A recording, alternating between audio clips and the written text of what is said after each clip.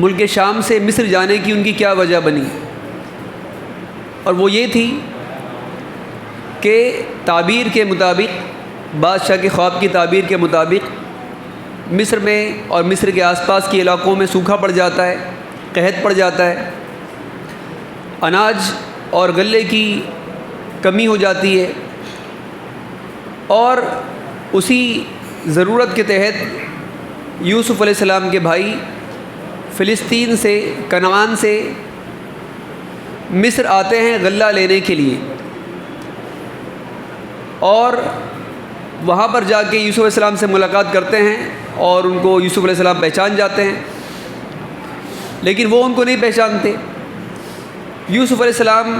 چاہتے ہیں کہ یہ دوبارہ واپس لوٹ کر آئیں، اور ساتھ میں اپنے چھوٹے بھائی بنیامین کو بھی وہ ان سے منگوانا چاہتے ہیں۔ وہ اس کی تدبیر یہ کرتے ہیں کہ ان کی قیمت جو تھی، جو انہوں نے اس غلے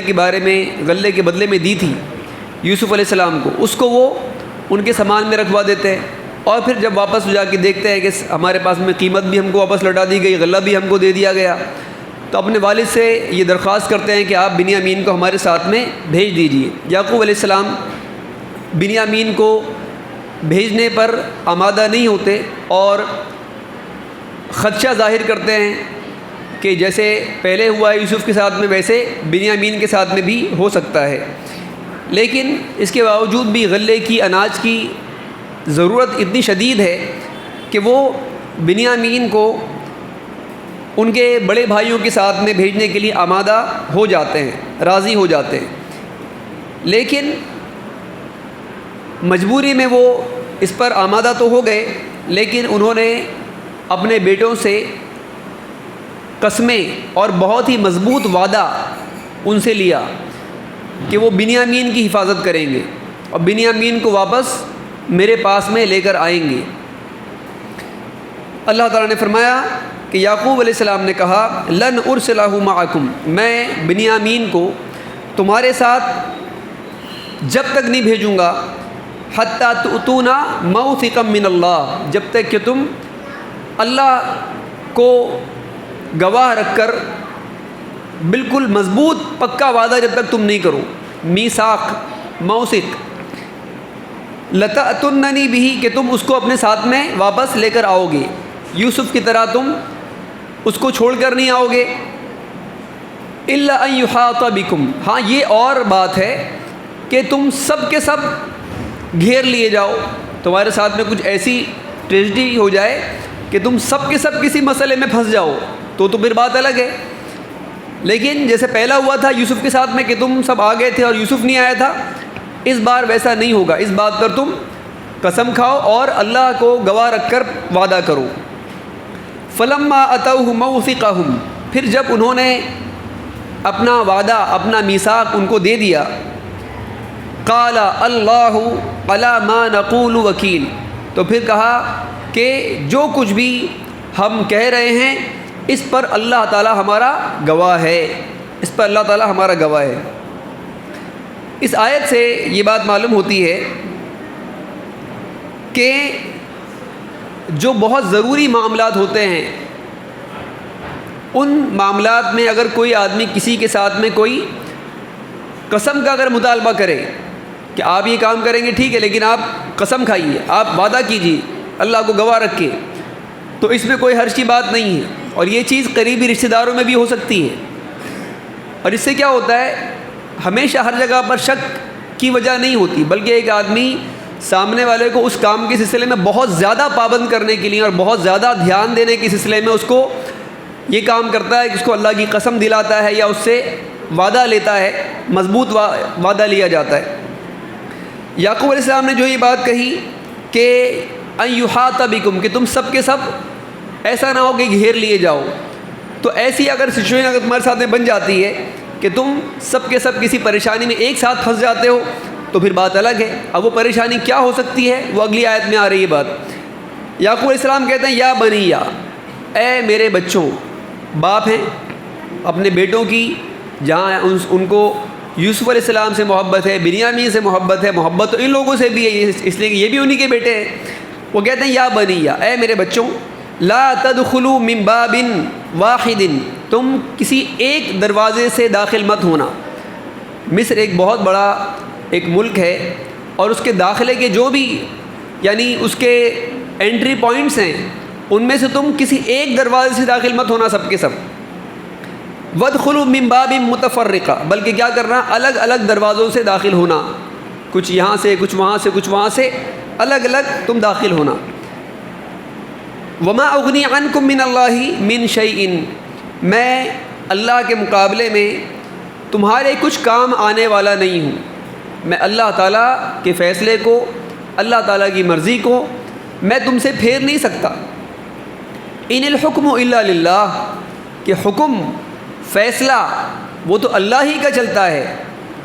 اللہ کا ہی حکم اصل حکم ہے۔ علیہ توکلت، میں نے اسی پر توکل کیا ہے، اسی پر میرا بھروسہ ہے۔ فلیتوکل المتوکلون، اور توکل اور بھروسہ کرنے والوں کو اسی پر توکل اور بھروسہ کرنا چاہیے۔ یہاں پر اگر ہم دیکھیں اس آیت کے اندر، تو یعقوب علیہ السلام کو جس بات کا ڈر ہے کہ ان یحاط بکم، کہیں تم سب کے سب گھیر نہ لیے جاؤ، اس کی کئی وجہ ہیں جو کہ سمجھ میں آتی ہیں غور کرنے سے۔ ایک تو یہ کہ یہ 11 لوگ ہیں جو کہ ایک نبی کی اولاد ہیں، اور تندرست ہیں، توانا ہیں، عصبہ ہیں، مضبوط جتھا ہیں، اور ایک وجاہت ان کے اندر موجود ہے۔ یہ سب کے سب جب ایک گروہ کی شکل میں جب جائیں گے تو بہت ممکن ہے کہ کوئی ان کو شک کی نگاہ سے دیکھے، اس لیے کہ یہ غیر ملکی ہیں، اور ظاہر سی بات ہے کہ سوکھا اور قحط پڑا ہوا ہے، ہر جگہ پر ہاہاکار مچی ہوئی ہے، اور ایسے موقع پر جو ہے جو نئی چور ہوتے ہیں، جو نئی لٹیرے ہوتے ہیں، وہ بھی لٹیرے بن جاتے ہیں۔ تو کسی کو تمہارے پر کوئی شک نہ ہو، اور تم کو کوئی زبردستی تم کو کوئی روک نہ لے، اور پھر تم کسی مصیبت میں تم نہ پھنس جاؤ، تو اس لیے انہوں نے چاہا کہ تم جو ہے ایک ساتھ داخل مت ہونا، اس لیے کہ ایک ساتھ جب لوگ مل کے جب کسی جگہ جاتے ہیں، اور وہ یعنی ہر اعتبار سے جو ہے وہ دکھنے میں اور سارے معاملات میں وہ ایک جیسے ہوں، تو پھر لوگ جو ہیں ان کی طرف متوجہ ہو جاتے ہیں۔ اکیلے اگر ہوں گے تو کوئی اتنی توجہ نہیں کرے گا۔ تو ایک تو ان کے سامنے یہ بات تھی۔ دوسری بات جو اس کے بارے میں اہل علم نے کہی وہ یہ کہ یوسف علیہ السلام کے والد یعقوب علیہ السلام کو اس بات کا ڈر تھا کہ کہیں یہ نظر بد کا شکار نہ ہو جائیں، نظر بد کا شکار نہ ہو۔ اور اس میں بھی وہی بات کہ یہ 11 کے 11 بھائی ایک باپ کی اولاد ہیں، خوبصورت ہیں اور تندرست اور جوان ہیں، اور یہ سب کے سب اگر ایک ساتھ جائیں گے تو کوئی ان کو دیکھ کر کہیں ان کو رشک اور یعنی بری نظر سے ان کو نہ دیکھے، جس کی وجہ سے یہ کسی مصیبت میں پڑ جائیں۔ تو یہ دونوں باتیں ان کے پیش نظر تھیں۔ لیکن اسی کے ساتھ ساتھ یہ تو ایک نقصان، ایک آنے والا اندیشہ، ایک خدشہ، ان کو ایک ڈر تھا جو ہو بھی سکتا تھا، نہیں بھی ہو سکتا تھا، اور اسی اعتبار سے انہوں نے اس سے بچنے کی تدبیر یہ بتائی کہ تم ایسا ایسا کر لینا۔ لیکن آگے یعقوب علیہ السلام جو بات کہتے ہیں وہ یہ کہ وما اغنی عنکم من اللہ من شیء، اگر اللہ نے تمہارے بارے میں کوئی فیصلہ کر لیا ہے تو میں اللہ کے فیصلے کو پلٹنے والا نہیں ہوں۔ میری یہ تدبیر اور میرا یہ تم کو یہ مشورہ دینا، یہ تم کو اللہ کے فیصلے سے بچا نہیں سکتا ہے، من شیء ذرا بھی نہیں بچا سکتا ہے۔ یہاں پر آپ دیکھیں علیہ توکلت، میرا توکل، میرا بھروسہ اسی پر ہے۔ یعقوب علیہ السلام نے دو بالکل الگ الگ چیزوں کو، بظاہر دو الگ الگ چیزوں کو کس طرح سے انہوں نے اس میں بیلنس کیا ہے، یہ اس کی ایک بہترین مثال ہے۔ ان کو بنیامین کے بارے میں ڈر تھا، تو انہوں نے کیا کیا، سب سے پہلے تو اپنے بیٹے کو ملامت کی کہ تم نے یوسف کے ساتھ میں بھی ایسا کیا، اور اس کے ساتھ میں بھی کہیں ایسا نہ ہو کچھ معاملہ ویسا ہو جائے، کیا میں تم پر ویسا بھروسہ کروں جیسا کہ میں یوسف کے معاملے میں تم پہ بھروسہ کر چکا ہوں۔ تو ایک تو ان کو پرانی بات یاد دلا کے ان کو ملامت کی، ان کو تنبیہ کی، اور دوسرا کام یہ کیا کہ انہوں نے میثاق لیا، ان سے مضبوط وعدہ لیا، اللہ کو گواہ رکھا اپنے اس معاملے پر۔ یہ کام یہ انہوں نے کیا جو وہ کر سکتے تھے، تاکہ وہ بنیامین جو ہے اس کے ساتھ میں کوئی معاملہ غلط قسم کا نہ ہو۔ اور پھر آگے چل کے یہ سب کے سب بنیامین سمیت یہ سب کے سب بھائی، ان کے بیٹے کسی مصیبت، کسی پریشانی میں نہ پڑیں، اس کے لیے ان کو جو تدبیر بتائی وہ یہ کہ تم ایک ساتھ داخل مت ہونا بلکہ الگ الگ تم داخل ہونا۔ تو کسی مصیبت سے بچنے کے لیے، بچانے کے لیے جو تدبیریں ہو سکتی تھیں ان کے لیے ممکن، انہوں نے وہ ساری تدبیریں اپنائیں، لیکن اس کے باوجود بھی اس بات کا بالکل کھلے دل سے اعتراف کیا، اپنے اس عقیدے کو اپنے بیٹوں کو سکھایا، سمجھایا کہ یہ تدبیریں، یہ بچاؤ اللہ کی تقدیر سے، اللہ کے فیصلے سے تم کو نہیں بچا سکتے۔ ہمارے کرنے کا جو کام ہے ہم وہ کر رہے ہیں، لیکن ہوگا وہی جو اللہ تعالیٰ چاہے گا۔ ان الحکم الا للہ، حکم تو اللہ ہی کا چلنے والا ہے۔ علیہ توکلت، اسی پر میرا توکل، اسی پر میرا بھروسہ ہے، اور صرف میرا نہیں بلکہ جو بھروسہ کرنے والے ہیں، جن چیزوں پر لوگ ٹرسٹ کرتے ہیں، بھروسہ کرتے ہیں، وہ اللہ کی ذات ایسی ذات ہے کہ بھروسہ کرنے والوں کو اس پر ہی بھروسہ کرنا چاہیے۔ تو یہ چیز کہ ایک انسان تدبیروں کو اختیار کرے، اسباب کو اختیار کرے، کسی بھی خیر کو، کسی بھی مطلوب کو حاصل کرنے کے لیے جس کو وہ پانا چاہتا ہے، اور اسی طرح سے نقصان سے بچنے کے لیے اللہ تعالیٰ نے جو اسباب بنائے ہیں دنیا کے اندر، ان نقصان سے بچنے کے لیے ان اسباب کو آدمی اختیار کرے تاکہ نقصان سے بچ جائے۔ یہ انسان کو اپنی بھرپور کوشش کرنی چاہیے اس میں، یعنی تقدیر کا عقیدہ، تقدیر پر ایمان ایک انسان کی سعی، اس کی جدوجہد،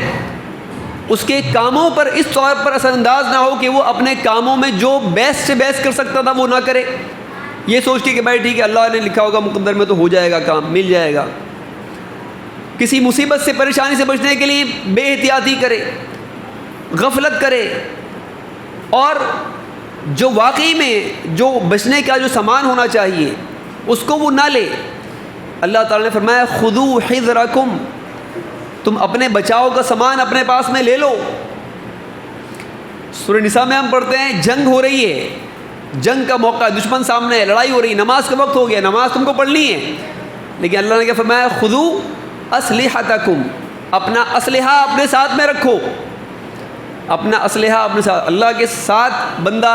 مناجات میں ہے، اللہ کی عبادت کر رہا ہے، اللہ سے دعائیں کر رہا ہے، اللہ سے قربت کی حالت میں ہے، لیکن اس کے باوجود بھی کیا کہا اسلحہ اپنے ساتھ میں رکھو۔ دشمن یہ چاہتا ہے کہ وہ اپنے اسلحے سے تم غافل ہو جاؤ۔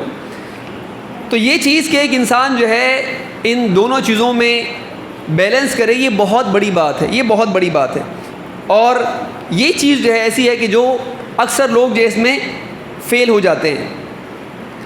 اس میں جو بات ایک آئی ہے کہ جیسے کہ مفسرین نے کہا کہ ان کو نظر بد کا خوف تھا، تو یہ نظر بد، بری نظر کا لگنا، یہ ایک حقیقت ہے، یہ ایک حقیقت ہے۔ اللہ کے نبی علیہ السلام کی صحیح اور بہت ساری کثیر حدیثیں اس بارے میں موجود ہیں، جس میں کہ اللہ کے نبی علیہ السلام نے فرمایا کہ ان العین حق، کہ نظر کا لگ جانا یہ حق ہے۔ اور اللہ کے نبی علیہ السلام اپنے نواسوں حضرت حسن، حضرت حسین رضی اللہ عنہما کو اللہ تعالیٰ کی پناہ میں دیتے تھے بری نظر کے شر سے، بری نظر کے شر سے۔ اور آپ کو اللہ تعالیٰ نے جو دعائیں سکھائیں اور آپ نے جو اللہ سے دعائیں مانگی، اس میں یہ دعا بھی تھی کہ اللہ میں حسد کرنے والے کے حسد سے اور جو بری نظر والے ہیں میں ان کے شر سے تیری پناہ چاہتا ہوں، پناہ چاہتا ہوں۔ تو یہ چیز کہ نظر حق ہے، اور یہ اللہ کی اذن سے، اللہ کی مشیت سے یہ کام کرتی ہے، نظر لگتی ہے۔ لیکن ایسا نہیں ہے کہ جس کی نظر لگتی ہے، جو آدمی نظر بد لوگوں کو لگاتا ہے، لوگوں کو دیکھ کے رشک میں مبتلا ہو جاتا ہے، بعض لوگ حسد میں مبتلا ہو جاتے ہیں۔ ایسا نہیں کہ وہ ان کے ہاتھ میں بندوق ہے، وہ جس کو چاہے وہ گولی مار دیں، بلکہ یہ نظر بد کا لگنا یہ اللہ کی مشیت اور اللہ کے اذن کے ساتھ میں مشروط ہے۔ اللہ کا اذن ہوگا تو پھر نظر بد جو ہے وہ لگ جاتی ہے۔ اور اس کے اندر یہ بات بھی معلوم ہوتی ہے کہ نعمتوں کا چھپانا، نعمتوں کا چھپانا یہ بھی ایک ایسی چیز ہے کہ وہ جو نعمت تھی، بیٹوں کی نعمت، اور وہ ایک خوبصورت منظر کے بیٹے جو ہے سب کے سب مل کے وہ جا رہے ہیں، تو یہ جو ایک نعمت تھی اس کو انہوں نے چھپایا، اور اس میں مقصد بھی یہی تھا کہ بری نظر سے وہ بچیں اور حسد کرنے والوں کے حسد سے بچ جائیں۔ تو یہ چیز ہم کو بھی اپنے زندگی میں لانا چاہیے. سوشل میڈیا کے دور میں یہ چیز بڑی مشکل ہے. آدمی کو چھوٹی سی کوئی نعمت ملتی ہے,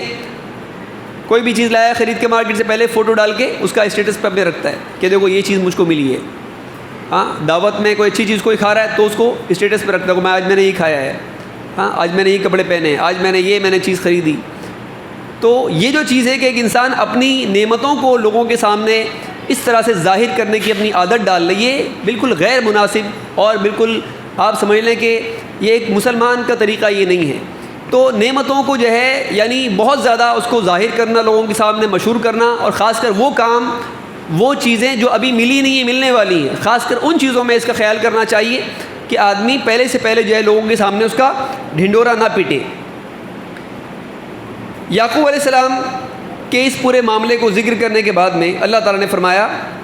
وَلَمَّا دَخَلُوا, یعنی اسی پوری بات کا یہ آخری یعنی حصہ ہے اس پوری ان آیات کے ایک سیٹ کا. اللہ تعالیٰ نے فرمایا وَلَمَّا دَخَلُوا مِنْ حَيْثُ أَمَرَهُمْ, جب وہ داخل ہو گئے مصر میں جیسا کہ ان کے باپ نے ان کو حکم دیا تھا. مَا كَانَ يُغْنِي عَنْهُمْ مِنَ اللَّهِ مِنْ شَيْءٍ, اللہ تعالیٰ نے فرمایا کہ یہ تدبیر ان کو اللہ تعالیٰ کے فیصلے سے کچھ بھی بچا نہیں سکتی تھی. اللہ کے فیصلے سے, اللہ کی قضا سے, اس کی تقدیر سے یہ تدبیر ان کو بچانے والی بالکل بھی نہیں تھی. لیکن بات کیا تھی؟ إِلَّا حَاجَةً فِي نَفْسِ يَعْقُوبَ قَضَاهَا, یعقوب کے دل میں ایک بات تھی اور انہوں نے وہ کر لی. ان کے دل میں تھا کہ بھائی میں یہ کر لوں, ٹھیک ہے, ہوگا تو وہی جو اللہ چاہے گا, لیکن میں اپنے طور پر جو میں کر سکتا ہوں, جس چیز کا مجھے ڈر ہے, جو نقصان, جو خدشہ, جس چیز کا مجھے لاحق ہے, اس سے بچاؤ کے لیے میں بس کچھ کر لیتا ہوں جو مجھ سے ہو سکتا ہے. تو اللہ نے فرمایا کہ یعقوب کے دل میں ایک بات تھی, انہوں نے اس کو کر لیا. وَإِنَّهُ لَذُو عِلْمٍ لِمَا عَلَّمْنَاهُ, اس میں دیکھیے یہ بات جو ہے نا اس کے اندر یعنی کتنی زبردست بات ہے. یعقوب علیہ السلام نے جو کیا اس سے زیادہ وہ اور کچھ بھی نہیں کر سکتے تھے. بیٹے کو ملامت کر دی, تنبیہ کر دی, پرانی ایک بات یاد دلا دی, پکا میثاق لے لیا, اللہ کو گواہ بنا دیا, اور ان کو وہاں پر جا کے کسی مصیبت پریشانی میں نہ پڑے اس سے بچنے کے لیے ایک تدبیر بتا دی جو ان کو سمجھ میں. اس سے زیادہ وہ کیا کر سکتے تھے؟ انہوں نے بھرپور کیا اپنی طرف سے, لیکن دل کی حالت کیا ہے ان کی دل کی حالت یہ ہے کہ بس یہ میرے دل میں ایک بات ہے جو میں کر لے رہا ہوں, لیکن دل جو ہے وہ اس بات پر ٹکا ہوا ہے کہ ہوگا وہی جو اللہ تعالیٰ چاہے گا. اس وقت بھی انہوں نے اظہار یہی کیا کہ میری یہ تدبیر اللہ کے فیصلے سے جو ہے تم کو بچانے والی نہیں ہے, حکم تو اللہ ہی کا چلتا ہے اور میرا بھروسہ اسی کے اوپر ہے. تو دل کا معاملہ پوری طرح سے اللہ کے اوپر ڈیپینڈ ہے, پوری طرح سے اللہ پر وہ ڈیپینڈ ہیں اور اللہ کے فیصلے پر ان کا ایمان ہے. اللہ تعالیٰ نے فرمایا وَإِنَّهُ لَذُو عِلْمٍ لِمَا عَلَّمْنَاهُ, یعقوب بڑا علم والا تھا, لذو علم, وہ بڑا علم والا تھا. لما علمناہ, اس علم کی وجہ سے جو جس سے ہم نے اس کو نوازا تھا. ولیکن اکثر الناس لا یعلمون, لیکن اکثر لوگ اس بات کو نہیں جانتے, اکثر لوگ یہ بیلنس برقرار نہیں رکھ پاتے. وہ دنیا کی اس یعنی جو دنیا کے قوانین ہیں, قوانین فطرت ہیں, لاز آف نیچر ہیں, وہ دیکھتے ہیں کہ ہر بار ہم ایکسپریمنٹ کرتے ہیں, ہر بار وہی نتیجہ آتا ہے. ہر بار ہم ایکسپریمنٹ کرتے ہیں, ہر بار وہی نتیجہ آتا ہے. مطلب کیا کہ یہ کائنات جو ہے وہ انہی اصولوں پر چل رہی ہے جس کو ہم نے لاز آف نیچر کا نام دیا ہوا ہے. اس میں کوئی اور باہری کوئی کسی کی مرضی, کسی کا کوئی عمل دخل ہم کو نہیں دکھ رہا ہے. سائنس یہی ہے نا, ہاں, ہر چیز کا, ہر ایفیکٹ کا ایک کاز ہے. جب وہ کاز پیدا ہو جائے گا, وجود میں آ جائے گا, تو ایفیکٹ ہونا لازمی ہے. سائنس کی بنیاد یہی ہے. اور ایکسپریمنٹ, تجربے, بار بار ایک ہی چیز کو بار بار تجربے کر کے ہر بار وہ دیکھتے ہیں کہ ایک ہی نتیجہ آ رہا ہے. یہ چیز انسان کے لیے ایسا بڑا دھوکہ ہے کہ ایک انسان جو ہے نا وہ مطلب بولے بس جو کچھ ہے بس یہی ہے, مٹیریل, مادہ ہی سب کچھ ہے, اس کے علاوہ کوئی اور چیز وجود نہیں رکھتی, اس کے علاوہ کوئی اور کسی کا کوئی عمل دخل, کسی اور کی کوئی مرضی کائنات میں کچھ ہے نہیں. تو ایک انسان جو ہے وہ اس ایکسٹریم پر چلا جاتا ہے. لیکن حقیقت جو واقعی جو سب سے بڑی حقیقت ہے کہ اللہ تعالیٰ نے دنیا کو واقعی ایسا بنایا ہے، جیسا کہ ابھی آپ کے سامنے بات آئی کہ ایک آدمی بار بار جس چیز کا تجربہ کرتا ہے وہ چیز واپس سے وہی نتیجہ دیتی ہے۔ آگ کا کام جلانا ہے، آگ جلائے گی، آگ اپنا کام کرے گی۔ اوپر سے ہم گریں گے تو اوپر کی طرف نہیں جائیں گے بلکہ نیچے کی طرف آ کے دھڑام سے نیچے گرنے والے ہیں، ہوگا یہی۔ لیکن اس کے باوجود حقیقت یہ ایمان بالغیب جو اللہ پر ایمان رکھنے والے ہیں اور جو ظاہر پر ایمان رکھنے والے ہیں ان میں بس یہی فرق ہے کہ وہ اس کے پیچھے کی جو حقیقت ہے ایمان والوں کا ایمان اور یقین اس کے اوپر ہوتا ہے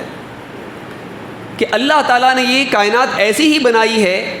کہ جو بالکل پرفیکٹ اپنے اصولوں پر چل رہی ہے، اور یہی وجہ ہے کہ چل رہی ہے وہ، اس میں کوئی کسی قسم کی کوئی گڑبڑی اس کے اندر نہیں ہے۔ اللہ تعالیٰ نے اس کائنات کو ایسے ہی بنایا ہے، لیکن جو اس کائنات کا بنانے والا ہے وہ اپنے بنائے ہوئے اصول اور قوانین کا وہ پابند نہیں ہے۔ ہم پابند ہیں لیکن وہ پابند نہیں ہے۔ اگر وہ چاہے تو یہ کائنات اور یہ فطرت وہ کام وہ چیزیں جو یہ کرتی ہے جب وہ چاہے تو اس کی مرضی کے مطابق اس کو بدلنا بھی پڑے گا۔ اور یہی وجہ ہے کہ ابراہیم علیہ السلام کو آگ میں ڈالا گیا، لیکن ابراہیم علیہ السلام اس آگ میں بالکل صحیح سلامت رہے، کسی قسم کا ان کو کوئی گرزند نہیں پہنچا۔ پانی بہہ رہا ہے، اس بہتے ہوئے پانی میں موسیٰ علیہ السلام کی لاٹھی نہیں بلکہ اللہ کا حکم، فَقُلْنَا اضْرِبْ بِعَصَاكَ الْحَجَرَ، یا پھر اسی طرح سے اللہ نے فرمایا کہ ہم نے موسیٰ سے کہا کہ تم اپنی لاٹھی پانی پر مارو۔ اللہ کے اس حکم سے پانی کا رک جانا اور دو پہاڑوں کی طرح سے پانی اپنی جگہ ٹھہرا ہوا ہے اور ان کے لیے راستہ بن جا رہا ہے۔ یہ وہ چیزیں ہیں کہ جس پر اہل ایمان جو ہے وہ ایمان لاتے ہیں، اور یہیں سے فرق جو ہے وہ ظاہر ہو جاتا ہے ایک ایمان والے میں جو اللہ پر، اس کے رسول پر اور اللہ کی باتوں پر یقین رکھتا ہے، ایمان بالغیب پر اس کا یقین ہے، اور دوسرے وہ لوگ جو صرف ظاہر پر اور اسباب پر اور جو چیزیں ان کو دکھائی دیتی ہیں، جن چیزوں کو وہ یعنی اپنے سینسز کے ذریعے سے معلوم کر لیتے ہیں، بس انہی پر ایمان رکھتے ہیں، تو ان کا ایمان جو ہے اصل میں ایمان نہیں ہے، ان کا ایمان نہیں ہے۔ اور ایمان بالغیب ایسی چیز ہے کہ اللہ نے شروعات میں ہی اپنی کتاب کو شروع کرتے وقت ہی اللہ نے فرما دیا الذین یؤمنون بالغیب، پہلی بات ہی اللہ نے یہ کہی ہے۔ اگر کسی کو اس میں کوئی شبہ کوئی ڈاؤٹ ہے تو پھر اس کو اپنے ایمان کا جائزہ اس کو لینا چاہیے۔ تو ان دونوں چیزوں کو بیلنس رکھنا یہ بہت ہی بڑی چیز ہے۔ تو اللہ تعالیٰ نے یعقوب علیہ السلام کی تعریف فرمائی کہ انہ لذو علم لما علمناہ، جو ہم نے علم اس کو دیا تھا، اس علم سے، اس علم حقیقی سے وہ بہت بڑا عالم تھا، بڑا علم والا تھا، ولکن اکثر الناس لا یعلمون، لیکن اکثر لوگ نہیں جانتے۔ یہاں پر میں تنبیہ کروں گا، یعنی ایک تو میں نے بات کی ان لوگوں کی کہ جو صرف ظاہر پر جن کی نظر ہے اور وہ اللہ پر ایمان نہیں رکھتے یا اللہ تعالیٰ کی باتوں پر اور ایمان بالغیب پر ان کا یقین نہیں ہے، بس جو ظاہر میں جو دکھ رہا ہے اسی پر ایمان رکھتے ہیں۔ لیکن دوسرا فریق وہ ان لوگوں کا بھی ہے کہ جو ایمان تو رکھتے ہیں لیکن وہ ایسا ایمان رکھتے ہیں اللہ پر اور ایسا غلط توکل کرتے ہیں کہ ان کی جو سعی ہے، ان کی جو جد و جہد ہے، ان کی جو کام ہے وہ اس کو ویسے نہیں کرتے جیسا کہ ان کو کرنا چاہیے۔ یہ ایک دوسرا مسئلہ ہے، یہ اہل ایمان کے لیے یہ مسئلہ ہے کہ انہوں نے جو ہے اللہ پر توکل، اللہ ہے، اللہ پر بھروسہ ہے، تقدیر میں جو ہے وہ ہو جائے گا۔ اس چیز نے اس کو غلط طور پر سمجھنے کی وجہ سے لوگوں کے اندر، ہمارے مسلم قوم جو پیچھے ہوئی ہے دنیاوی علوم میں، دنیاوی ترقی میں، اس کی بہت بڑی وجہ یہ بھی ایک ہے کہ لوگوں کے اندر ایک طرح کی یعنی غفلت آ گئی، ایک طرح کی لاپرواہی آ گئی۔ دنیا میں جس طور پر ان کو کوشش کرنا چاہیے تھی دنیاوی معاملات کے سلسلے میں، انہوں نے اس کے سلسلے میں ویسی کوشش نہیں کی۔ تو ہمارا دین ہم کو یہ سکھاتا ہے کہ تم کو بیلنس رکھنا ہے، اپنی طرف سے جو تم بیسٹ سے بیسٹ کر سکتے ہو اس کو تم کرو، اور جس نقصان سے تم بچنا چاہتے ہو اس کے بچاؤ میں تم جتنی تدبیریں اختیار کر سکتے ہو اتنی تدبیریں تم اختیار کرو۔ اللہ کے نبی علیہ السلام جنگ لڑ رہے ہیں اور اللہ تعالیٰ کی مقدر، اللہ تعالیٰ کی تقدیر، اللہ کا فیصلہ، جب موت آئے گی تب آئے گی، اللہ کی مرضی کے بغیر کوئی ایک خروش نہیں لگا سکتا ہے، لیکن اس کے باوجود بھی اللہ کے نبی علیہ الصلوۃ والسلام زرہ پہن رہے ہیں، ہاں زنجیر کی لوہے کی جیکٹ پہن رہے ہیں، سر کے اوپر خود لگا رہے ہیں تاکہ آپ دشمن کے بچاؤ سے، دشمن کے حملوں سے آپ اپنا بچاؤ کر سکیں۔ تو یہ چیز کے نقصان سے بچنے کے لیے جتنی ہم کوشش کر سکتے ہیں اپنے طور پر ہم وہ کریں، لیکن ہمارا دل وہ اللہ کے اوپر پوری طرح سے ڈیپینڈ ہو، اللہ پر پوری طرح سے ٹرسٹ اور بھروسہ ہو کہ اللہ کے فیصلے کے بغیر کچھ بھی نہ ملنے والا ہے اور نہ ہم کسی چیز سے ہم بچ سکتے ہیں۔ تو ان دونوں چیزوں کو بیلنس رکھنے والے وہ بہت تھوڑے لوگ ہیں۔ اللہ نے فرمایا کہ اکثر لوگ جو ہے وہ جانتے نہیں ہیں، اکثر لوگ اس بارے میں علم نہیں رکھتے۔ اللہ تعالیٰ ہم کو توفیق عطا فرمائے کہ ہم ان لوگوں میں سے ہوں کہ جو اس کے بارے میں صحیح طور پر علم رکھیں اور اس پر ہم عمل کریں، اور اللہ تعالیٰ ہم کو بہتر سے بہتر اسباب اختیار کرنے کی توفیق عطا فرمائے، خیر کو حاصل کرنے کے سلسلے میں اور شر سے بچنے کے سلسلے میں، اور اللہ تعالیٰ ہم کو اپنے اوپر توکل کرنے کی صحیح طور پر اللہ تعالیٰ توفیق عطا فرمائے۔ اقول ھذا استغفر اللہ لی ولکم۔